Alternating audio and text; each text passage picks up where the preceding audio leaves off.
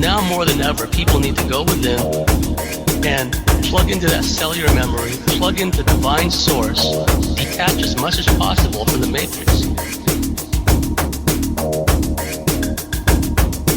A lot of these people that have all these abilities, who have celestial star ancestry, they're operating not only throughout this cosmos, but in higher planes, and they're working against the Draco Empire. The photonic energy and the cosmic rays will activate our higher centers.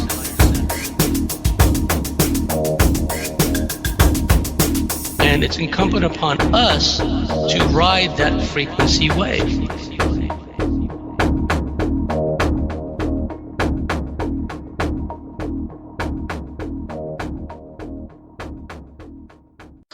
Hello again, everybody. This is James Bartley, and you are listening to Bartley's commentaries on the Cosmic Wars.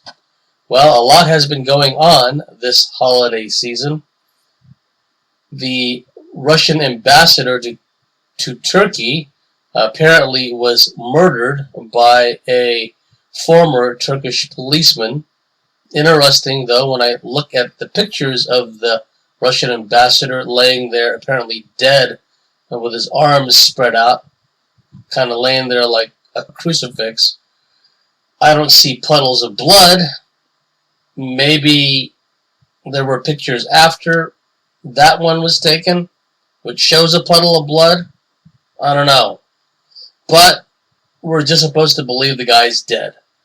Andrei Karlov, Russian ambassador to Turkey, he was speaking at a photo exhibition in Ankara on Monday, December 19th. And the person who shot him was Mevlut Mert-Adintas, who worked for Ankara riot police for over 2 years. And, of course, this is only going to make things worse, not only over there in the Middle East, but basically throughout the whole planet. We've also had 2 alleged terrorist incidents, one taking place in Berlin, where a large articulated lorry, what is referred to colloquially in the U.S. as a big rig or an 18-wheeler, had run over a bunch of people and killed several people at least and injured many more. And there was also a reported shooting in an Islamic center in Zurich, Switzerland. So there's a lot going on in the run-up to Christmas / the death and resurrection of Osiris / the death and resurrection of Baal, etc., etc. Remember that the powers that be want to keep everyone in a permanent state of fear. What's interesting is David Icke, as usual, was very prescient and right on the mark. He had just given a video blog talking about the continued demonization of Russia and how it's leading or potentially may lead to a war with Russia and also a war with China. A war with Russia, China, and Iran on one side, and NATO and the so-called Western democracies, chuckle, suppress, groan, eye roll, on the other. So what we have now is the Russian ambassador has been assassinated. Supposedly, maybe there are pictures that show a spreading puddle of blood. Maybe we'll see more evidence or proof that the guy was actually gunned down. I don't know if that will happen. Perception is reality. Putin reacted to it as if it was a real assassination. Okay, so we'll just call it an assassination for now of the Russian ambassador to Turkey. And, oh, by the way, the Electoral College has voted to uphold Donald J. Trump as the next president of the U.S. So there's all kinds of things going on here at a number of different levels. Still early days yet as far as the news, so-called, that's streaming out of all the fake news sites, the mainstream media sites, about they're already calling it terrorist incidents in Berlin and Zurich, Switzerland. Likewise, the assassination of the Russian ambassador is being described as terrorism, eerily similar to the assassination of Franz Ferdinand in the Balkans, which was the last straw that broke the camel's back and led to World War I in Europe. But actually, the machinations leading up to World War I have been going on for some time and being implemented by the secret elite. That's a whole other story. I only bring it up because it seems kind of eerily reminiscent, where perhaps this assassination, quote-unquote, of the Russian ambassador may lead to a larger war, as if we don't have enough wars already. And then we have the Zurich and Berlin alleged terrorist incidents. Now, where have we seen this before? Well, of course, we have the infamous Black September, near simultaneous terrorist attacks against civilians in airports in Rome and in Vienna. On December 27th, 1985, Abu Nidal was a patsy. Basically, he was a false flag terrorist under control, and he was routinely used to go after Palestinian leaders and also to go after European and American targets all over the place. And Abu Nidal was assassinated prior to, if memory serves, the second annihilation of Iraq in March 2003. Sometime before that, I believe he committed suicide, quote-unquote. I can't remember if he shot himself in the head 6 times or 7 times, right? He must have been in full zombie mode. Has to be an all-time record for a self-inflicted gunshot wound, right? If he only had a 6-round clip, and then the autopsy said that he shot himself 7 times, well, he may have had to reload. I don't know. But conveniently, Abu Nidal, a.k.a. Sabri al-Banna, committed suicide prior to the invasion of Iraq in 2003. And this is the same Abu Nidal who was the leader of Black September, a patsy, false flag terrorist organization wholly controlled by the Zionists. No two ways about it. So we have the Black September terrorist attacks against Rome and Vienna airports in December 27th, 1985. Fast forward to the current times. These false flag terrorist incidents, and we still don't have much detail about what really happened in Berlin.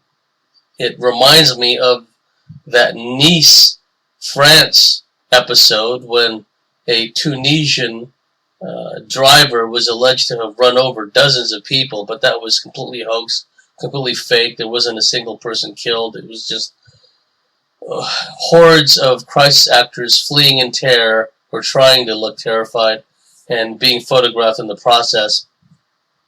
It was just more of the same, this relentless push to terrorize the world with terrorist or alleged terrorist acts. And also, we have Zurich, where if we're to believe what the fake news outlets are saying, the fake news mainstream outlets are saying, a gunman opened up on people in an Islamic center in Zurich, Switzerland. So this is just leading up, the days leading up to Christmas, the death and resurrection of Baal, the death and resurrection of Osiris, etc., the winter solstice. And remember, what they always want to do is sustain the terror, sustain the fear. And think of all this as a backdrop. What is really concerning is the assassination, so-called, of the Russian ambassador. That definitely is going to throw a monkey wrench into any possibility of a ceasefire, of peace over there. The fake news Western media has already been screaming about how the Syrian army, backed by the Russians, has been carrying out atrocities in Aleppo, yada yada yada, when it's of course the other way around. Everything that is excreted by the Western media is an inversion. Everything is a lie. None of it is true. So now the stakes are even higher. As David Icke pointed out in his very timely video blog, this may lead to war with Russia. Russia is not a country to be bullied. It's not a country to be slapped around and shocked and awed into submission like some of these other countries have been. Russia is a very large, populous country with a strong sense of national identity. They have a well-trained, professional, and very large military force. They have intercontinental ballistic missiles that are tipped with nuclear weapons. So, the powers that be, the would-be controllers of this world, are shooting for all the marbles. And, again, these things don't operate in a vacuum. I mentioned a moment ago the Electoral College has upheld Donald Trump's presidency. So that's going to set off more days of rage from the Soros-funded zombies, the sore loser Clintonista types, and all these other brain-dead people. And I believe we'll see more activity from Black Lives Matter, more activity from La Raza, Aslan, etc., etc. They're going to have it all going on. And then, also in the recent past, Cliff High, the person who does all the WebBot analysis, talked about how we will begin to see the first signs of an economic financial meltdown in early January 2017, which is a scant 11, 12 days away, 2 weeks away, and that by mid-2017, the financial crisis will be in full operational mode. He's talking about the derivatives unwinding. He's talking about the derivatives crashing, and we saw a sneak preview of that in 2008. But as some analysts predict, if derivatives start to unwind, credit default swaps, mortgage-backed securities, collateralized debt obligations, different names for these financial weapons of mass destruction, the whole concept behind collateralized debt obligations, etc., is patently absurd. It's just more monetized debt is what it is. I mean, if one of you out there received a bill from with a due notice from, say, your utility company or, say, from some other service provider, you cannot turn around and convert that into some kind of financial instrument. It has presumed value because sometime down the road, someone's going to pay for it, right? But essentially, that's what these credit default swaps and all that is all about, that all that debt will one day be paid for and therefore are worth a lot of money. And we're talking not just trillions, but quadrillions of monetized debt. So they are financial weapons of mass destruction, and the unraveling of these derivatives will cause a financial tsunami wave of debt and everything else, because analysts have pointed out that what's likely to happen is that the Fed, in their role as the good guys, stepping in as the good guys like you saw their handiwork in 2008, they're likely to open the spigot and just start printing out more and more currency, pour so-called liquidity onto the problem. But really that's just adding fuel to the fire. It will at some point lead to hyperinflation. And we've already seen hyperinflation in certain Latin American countries. We've seen what these IMF structural adjustment programs, so-called, have done to places like Greece after Goldman Sachs had unleashed a number of the derivatives upon Greece. So we're already seeing this happen in other countries. So we may begin to see it happen in the more so-called developed Western countries. So there's a lot going on right now.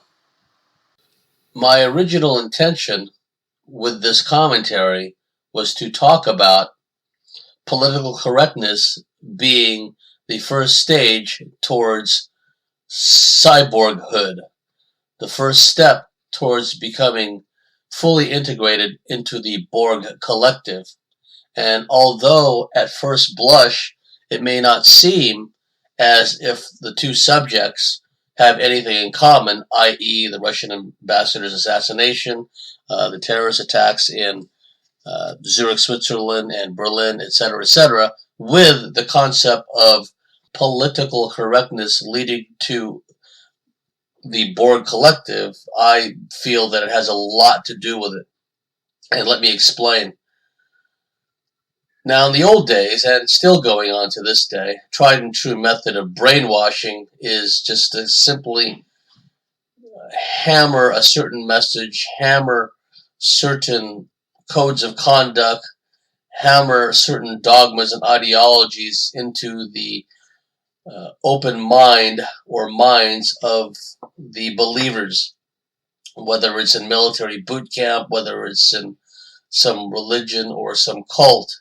Have these elders, have these people who wield authority, who also have the ability to mete out punishments for nonconformity, let's say, relentlessly hammer a message over and over and over until it is believed. And we see this with the brain-dead social justice warriors who've been excreted out of the universities today.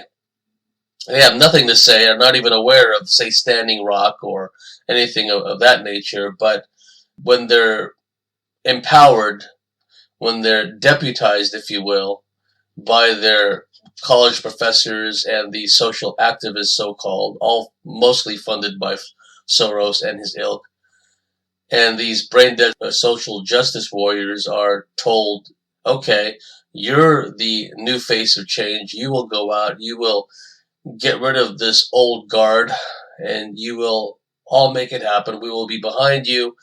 No harm will come to you. You won't be arrested, whatever the case may be. And then the social justice warriors get all into it with a maniacal fervor. That's just one example of dogma, ideology, brainwashing working. And then there's the more subtle type, which I was going to talk about. Am going to talk about. One thing about being around crazy people, and this system is run by raving psychopaths, raving lunatics, many of them in the mid and upper echelons, hybrid host with all kinds of entities working through them. One thing about crazy people is that they try to push their craziness, their insanity, their lunacy on you. They've been doing this long before the term gaslighting was utilized or created. The term gaslighting came from this 1930s movie with Charles Boyer called Gaslight, about a guy who's slowly driving his wife crazy. And what these crazy people do is they try to make their crazy world part of your crazy world. In fact, they want you to embrace their crazy world. Anyone who's been around compulsive liars, pathological liars, sociopaths, psychopaths, and I've been around people like this. I've been around them a lot. I've been around pathological liars for long stretches of my life. What they try to do is they try to get you to buy into their insanity.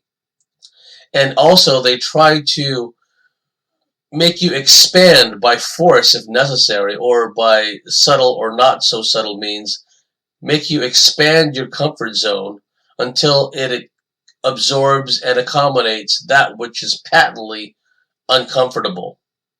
They make you expand your comfort zone to include that which is patently abnormal, bizarre, outright crazy. And one thing about lunatics and sociopaths, and they all have that R complex thing going, where they lack frontal lobe capacity, they are social misfits, they can act the part, but really they're just pathological liars. Some of them are not even good liars. One thing they can do, they have this remarkable ability to morph reality to suit their latest lie. Even when you catch them doing something red-handed, they can just whip out a lie. And it doesn't even have to be a convincing lie. They have that sociopathic, narcissistic demeanor where they kind of grin at you, they kind of smirk at you. Oh, you don't know what you're talking about. You're the crazy one. They have that ability.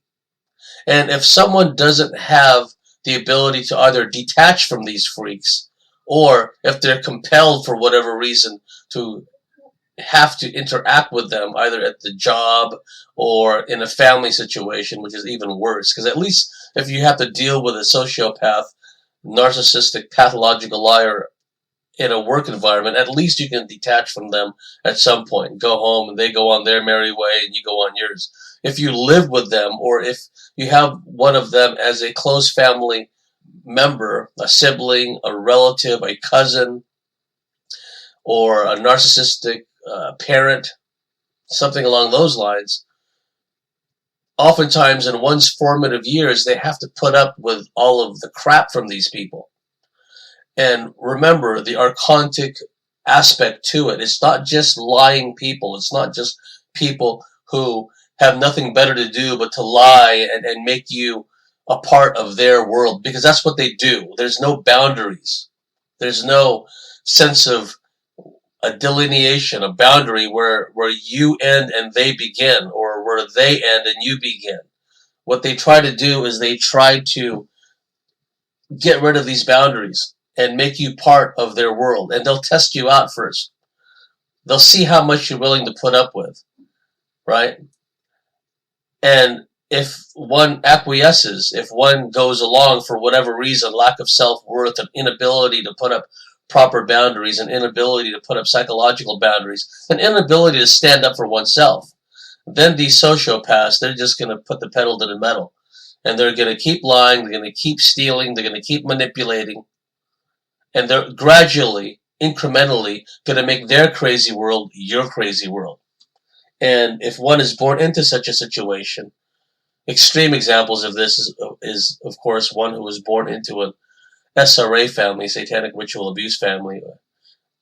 That's an extreme example of what an inversion of life itself, where instead of nurturing love, loving kindness, and serenity, harmony, everything is completely bass-ackwards. It's replaced by cruelty, sadism, manipulation, diminishing of one's self-worth, etc., etc. So over time, what these sociopaths do is gradually try to change your worldview. And bit by bit, some people, in fact many people, begin to accommodate these psychopaths and sociopaths and pathological liars. Well, that is being done on a large scale with the social engineering we see going on around us, where children in schools and people, adults in the workplace, are being told, well, you can't use words like ladies or men or women anymore, or gentlemen, because those are heteronormative. Those are heteronormative words which are obscene and insulting and offensive to transgenders, let's say, right? It's the same old tribalist, collectivist, social engineering crap. Gradually what they want to do is they want to paint us into a corner where we have to pause and well, the first stage, or the middle stage rather, is we have to pause and stop and think about what we're going to say, what we're going to do. As David Icke says, they create these hassle-free zones where we're afraid of saying anything at any time because we may offend somebody. There's always some special interest group or protected species out there which perish the thought we may insult or offend. So gradually we're painted into a corner. And if we allow ourselves to be painted into a corner, and even worse, we acquiesce to all this, we say, okay, I'm not going to use words like male or female, men, women, boy, girl, because it's offensive. That is the first step towards becoming part of the Borg collective, where we submit ourselves to the collective hive mind consciousness. We allow these rulers to dictate not only what we say and how we comport ourselves, but they even regulate how we think. So that is where this is leading to. That's what the political correctness agenda is all about. Create more and more hassle-free zones, create more and more protected species, be they transgenders, blacks, homosexuals, whatever the case may be. At the same time, demonizing whites, of course, demonizing whites over and over and over, because it is racial genocide. That's what this massive influx into largely white countries is all about. An amalgamation, a forced amalgamation, forcing all these countries to submit to Sharia law, for example. And this is all going on as we speak. The acquiescence leads to an acceptance and a normalization of a variety of things, some of which are quite obscene, some of which are quite evil. We know that there's a mob mentality at work, that when the mob is whipped up to a frenzy, people lose their individual state of consciousness and they go along with the rest of the herd. And when this mob mentality takes over, the people that still have somewhat of a conscience, still have some degree of integrity, some degree of dignity, well, they will just go along to get along. So if they see atrocities meted out to innocent people in front of them, they won't say a darn thing. And we've seen this before. There was the movie in which Jodie Foster portrayed a woman who was gang raped at a bar in full view of a number of people, men and women, and not one person did anything about it.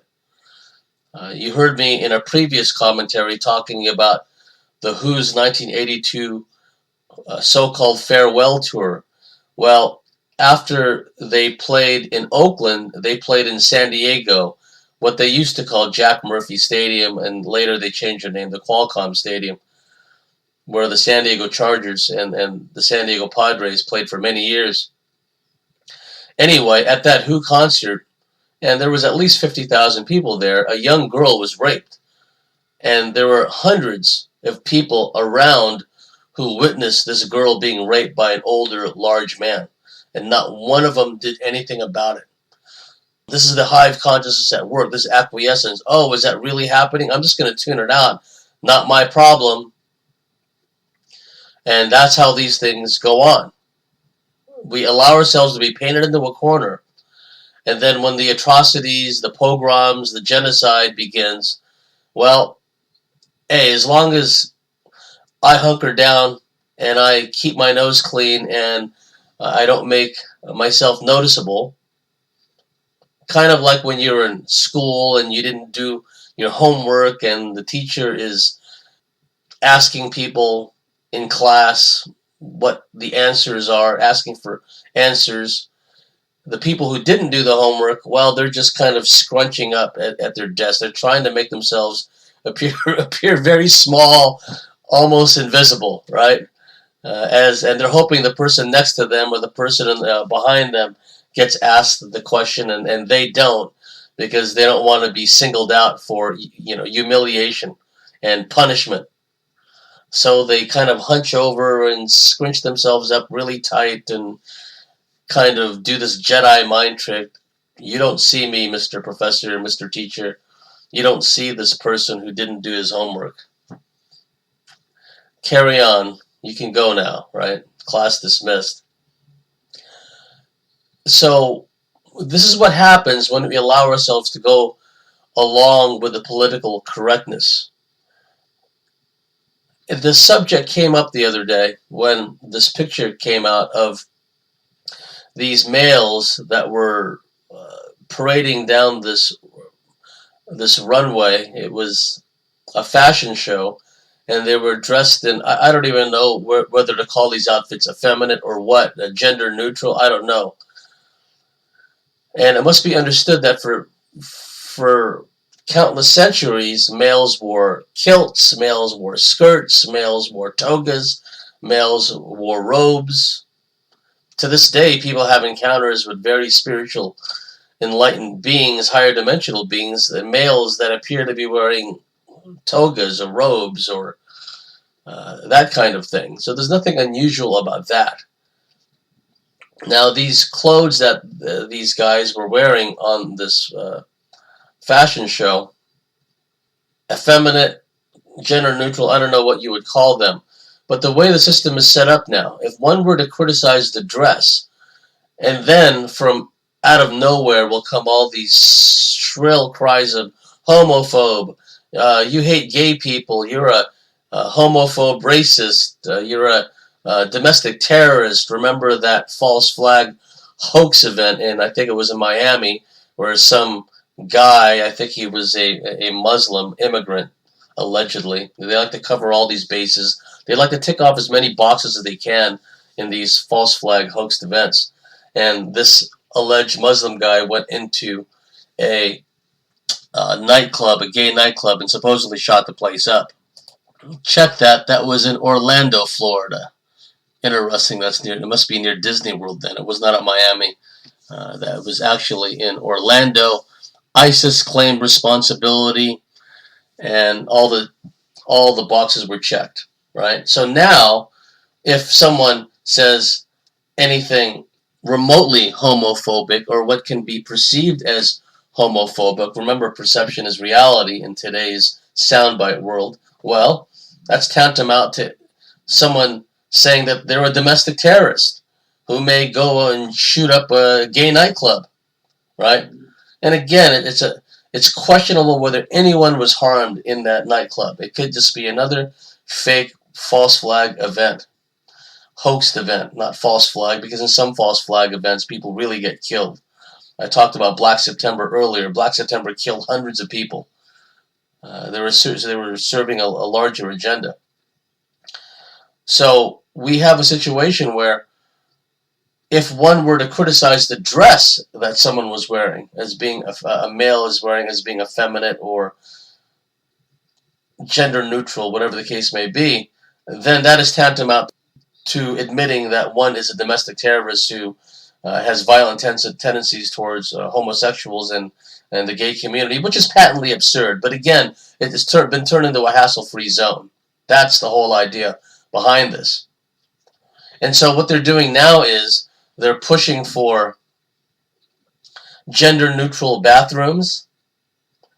So in theory, a man dressed as a woman can follow a little girl into a bathroom, but perish the thought, we can't complain about that because that marks us out for being homophobic, doesn't it?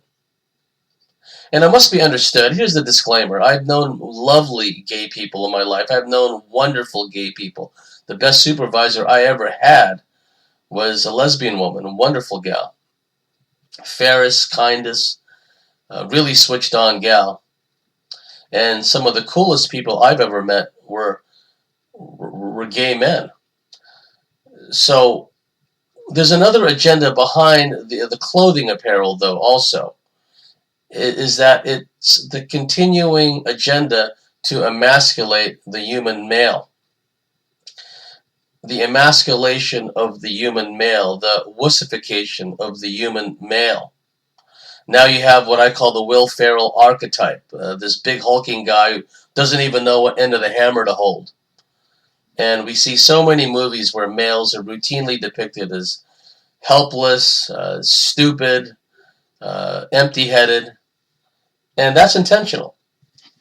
We're not supposed to see males that are role models, that are heroes in cinema today, that are white. So in a lot of the modern updated versions of movies from the past, where in the past the hero was a white guy, well, now they've switched that around and made the hero a black guy.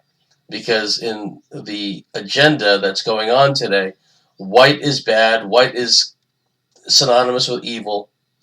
The whites are being amalgamated and eventually going to be eliminated entirely if the powers that be have their way through this mass influx of immigration from countries. And the immigrants are largely Wahhabist, Salafist types from Middle Eastern countries or African countries, where the males are extremely misogynist, where we have such barbarous acts as female circumcision meted out to young girls in Africa. And so they're bringing in hordes of a certain type of male with the mindset of misogyny, with the mindset that women are objects that they can, if they so choose, assault and rape women or young girls at their leisure, at their whim, that it's their right to do so. That's the mindset. And who are we to complain about that? Because that's racist, isn't it? That shows our lack of being progressive. Again, being painted into a corner. All these hassle-free zones being created. We're supposed to accept this, normalize this, go along with this as if it's normal. So getting back to the whole concept of effeminate apparel, gender-neutral apparel, let's say, that has also to do with the emasculation of the human male agenda. They don't want males who can stand up and resist all this crap, right? And let's make it understood and be very clear about this. Sexual orientation, gender preference, if you will, has nothing to do with an ability for an individual to stand up for himself. Alexander the Great was gay, bisexual when he needed to, but he was mostly gay. Nobody would have called Alexander to his face a wuss. And then you look at the sacred band in ancient Greece, this band of warriors made up of gay lovers. They were renowned in the ancient world for their fierceness in battle. So, again, it's got nothing to do with being weak or being effeminate, the concept of gender. In fact, not many people realize this, but any CIA psychologist, military black ops psychologist worth his or her salt knows that there's a certain psychological profile that recruiters, psychologists in black ops look for. What they look for is a male who was raised by a domineering mother with either a weak father or an absentee father, and the male in question has latent homosexual tendencies. It doesn't mean that the male may have experimented, if you will, with homosexuality sometime in his life, as long as the latent tendency is there. So the profile, the ideal profile, let's say, would be domineering mother, weak, vacillating, or absentee father, and a male with latent homosexual tendencies, because some of those males in that profile, in that category, would make ideal black ops operatives, would make ideal assassins. Think of David Ferrie, classic example. The guy was not only homosexual, but he was also a pedophile. And he was leading paramilitary operations to destroy Cuba's economy, conduct sabotage guerrilla warfare in Cuba. And he also, interestingly enough, was a personal assistant, financial advisor to Carlos Marcello, if memory serves.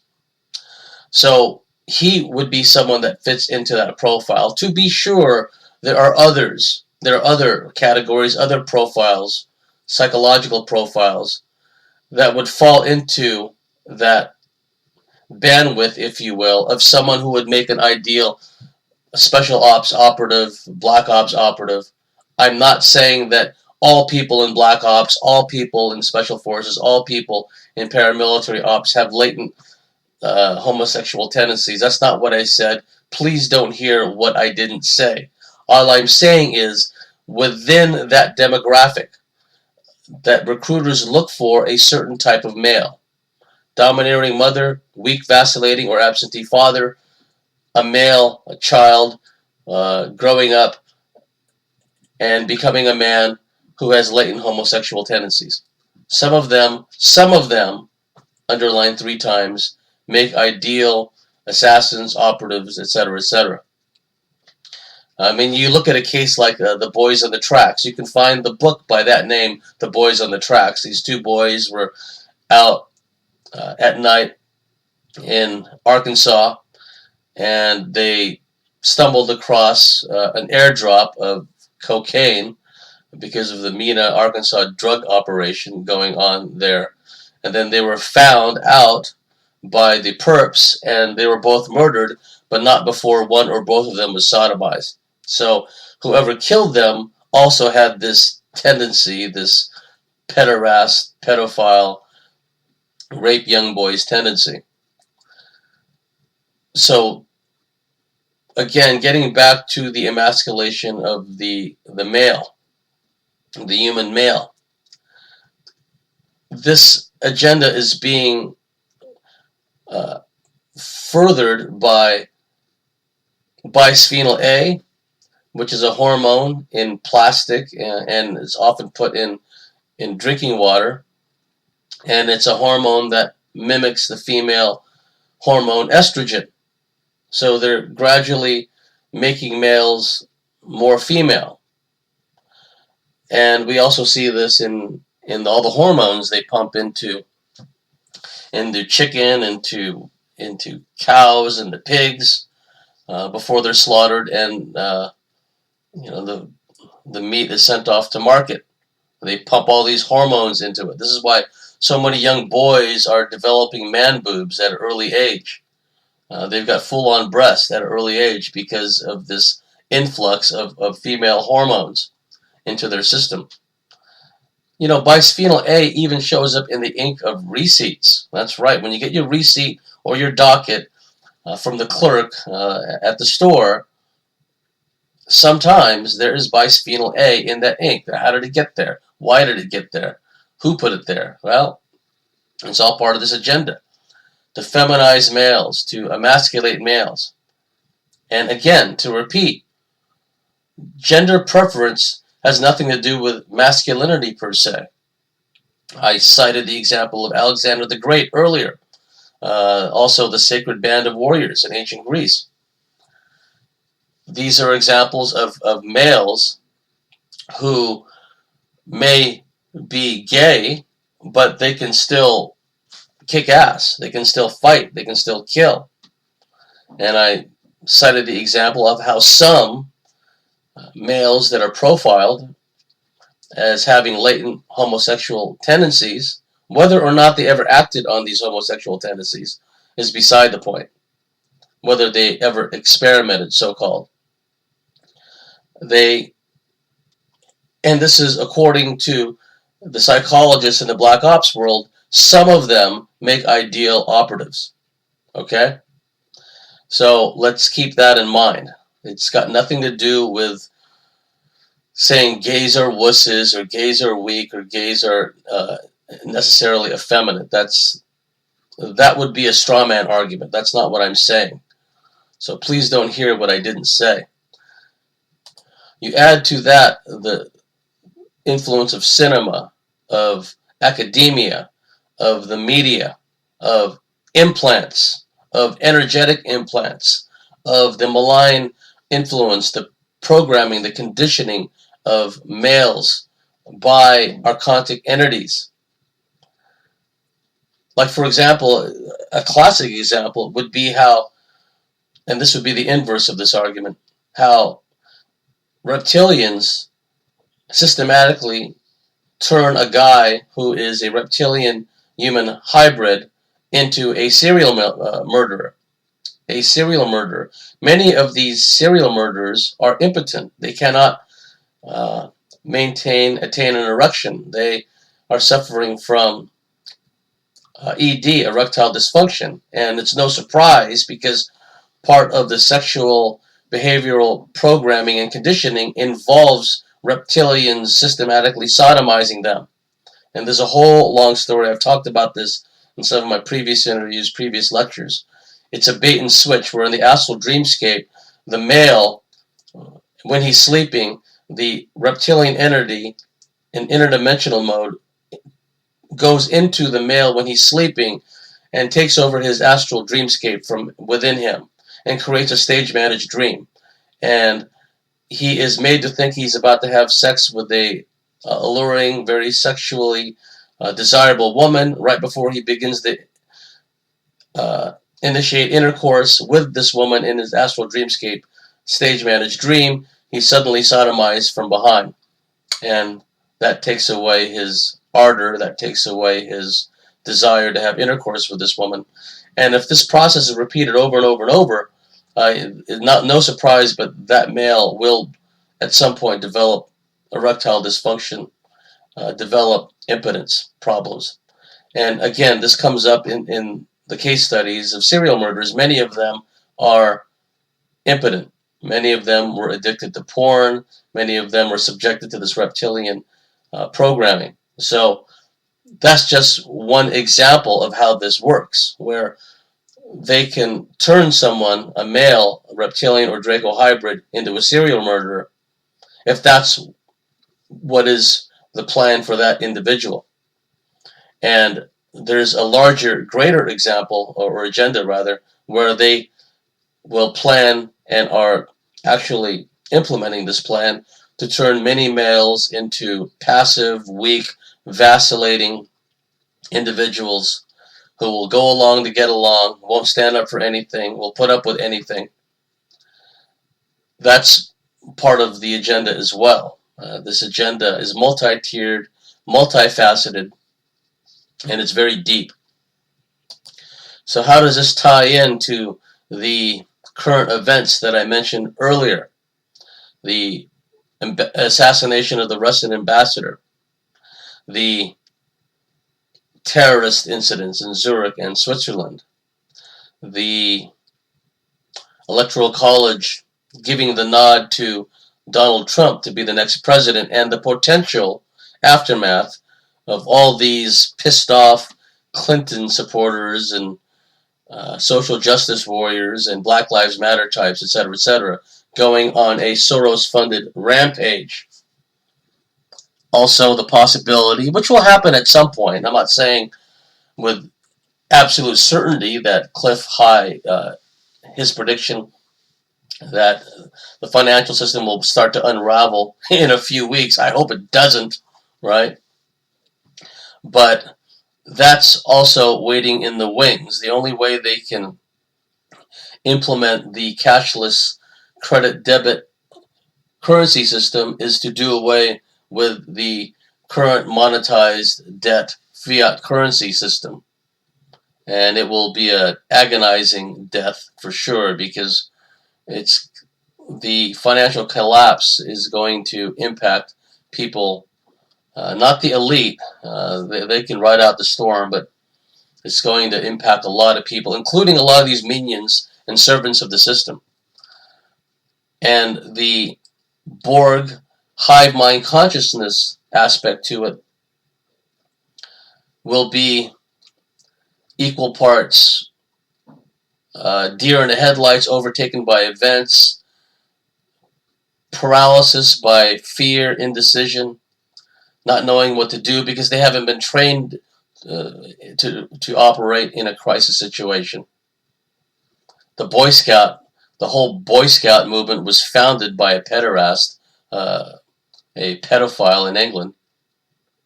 And so, although many people, many boys develop important skills, fieldcraft, what have you, in the Boy Scouts,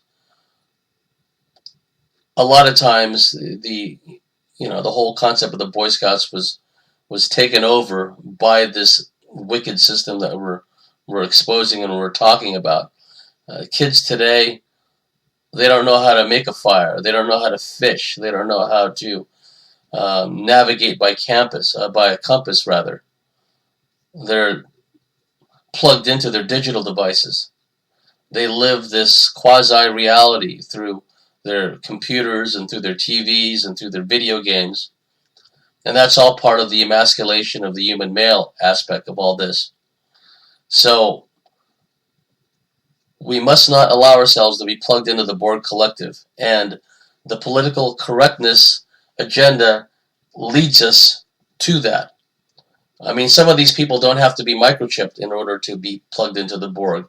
Because of bowing down to political correctness, they've already allowed themselves to be plugged into the Borg. Go along to get along. Lana Ray was on my show not too long ago saying that she was, I think she mentioned she was at a doctor's office or a dental office, I think a doctor's office. And this guy was in there, this person waiting to be seen by the doctor, and he was freaking out. He was talking about how the Russians want to start World War III. The Russians are out to get us.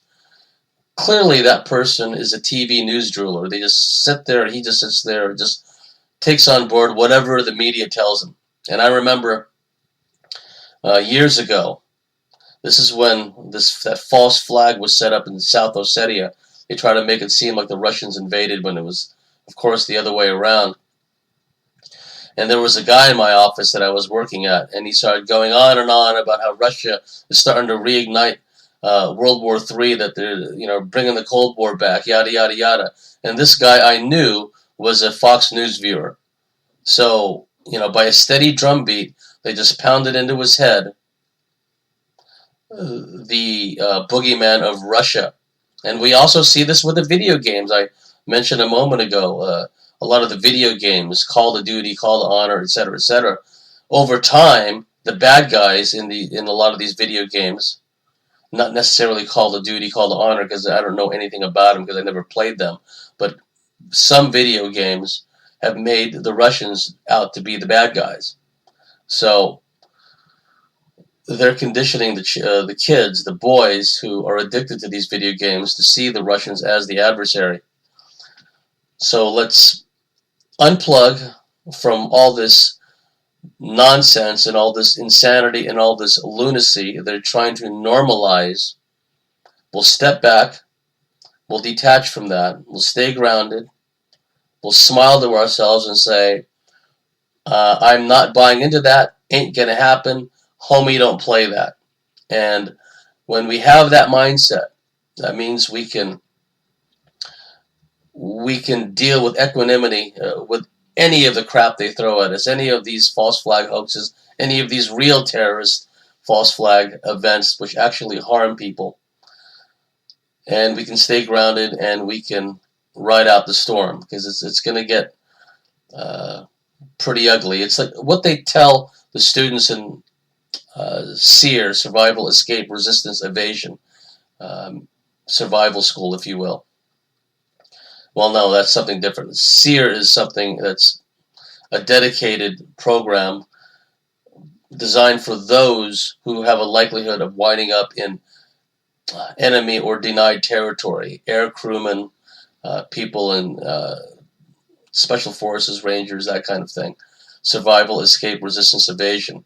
And the instructors tell the students, you're in the problem when they're going through this course. You're in the problem.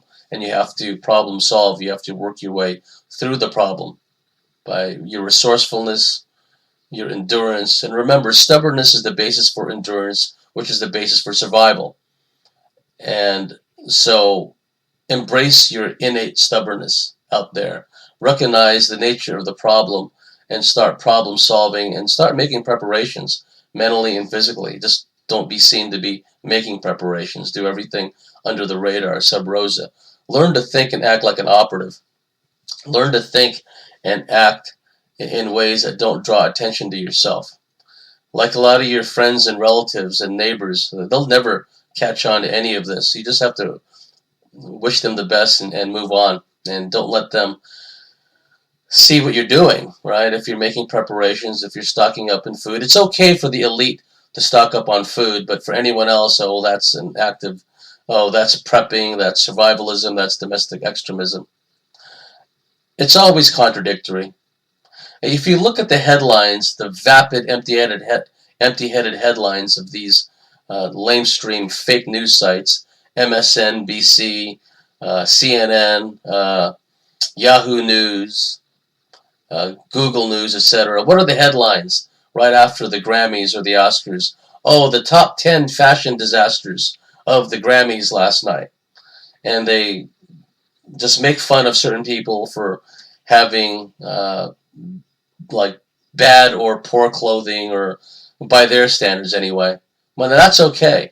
But if some of us say that's weird clothing for a guy to be wearing, it makes him look effeminate and weak. Oh no, that's homophobic, that's racist, that's domestic extremism mindset and tendencies. You see how that works? It's okay for the lamestream news to pick fun at people, the top 10 fashion disasters at the Grammys or the Oscars. But if someone looks at a picture of a bunch of guys in a fashion show walking down this runway and they're wearing effeminate apparel, oh, we can't make fun of that. We can't even comment upon that. We can't even criticize that. We can't even say that's something I'd never wear. It looks stupid. Because it sets us out to be different, nonconformists, etc., right? So keep that in mind. There's built in any kind of insane system, there's built-in contradictions, and we just can't allow this lunacy to become part of our normal existence. We have to surround ourselves in a bubble, if you will, of normality, of sanity, of serenity, of harmony. All right, everybody. This has been the latest segment of Bartley's commentaries on the cosmic wars. If you like what we're doing, if you believe in what we're doing, please go to the Cosmic Switchboard website at thecosmicswitchboard.com and sign up and become a member. And for a very short time, for this holiday period, we're having a special offer. Usually for a yearly membership, it's $75 for a year membership. But for a very short time, for $95, you not only get a year membership, but you can also have a consult with yours truly for an hour, or with my colleague, Wolfhawk, who is a computer expert and knows quite a lot about nutrition. So, on the one hand, you can have a consult with me about alien abduction issues, reptilian issues, MyLab issues, or you can choose to have a 1-hour consult with Wolfhawk, who is a computer expert, any kind of questions about computers, networks, LANs, whatever the case may be, and he's also quite knowledgeable about nutrition. This also applies for current yearly members, so if you sign on for this special $95 deal, not only is an additional 12 months added onto your subscription, you can also avail yourself of a consult with yours truly or my colleague Wolfhawk in computers or as far as nutrition is concerned. And here's the disclaimer: we're not saying anything about how our utilization of nutrition or diet or nutritional supplements has healed anyone of anything.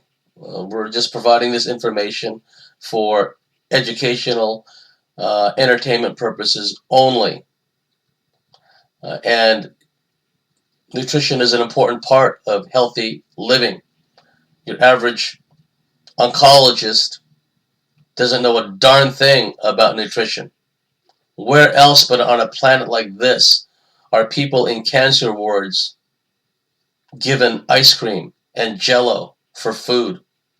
That just feeds into the lactose cycle. It grows and powers the cancer. Where else but on this planet are toxins like formaldehyde and mercury and aluminium put into vaccines and given to children and we're being told that the vaccines are good for children and good for people in general. It's a lunatic world, and we don't have to buy into it. Okay? So anyhow, you have, all of you, my dear listeners, have a great holiday season, and we'll catch you on the flip side.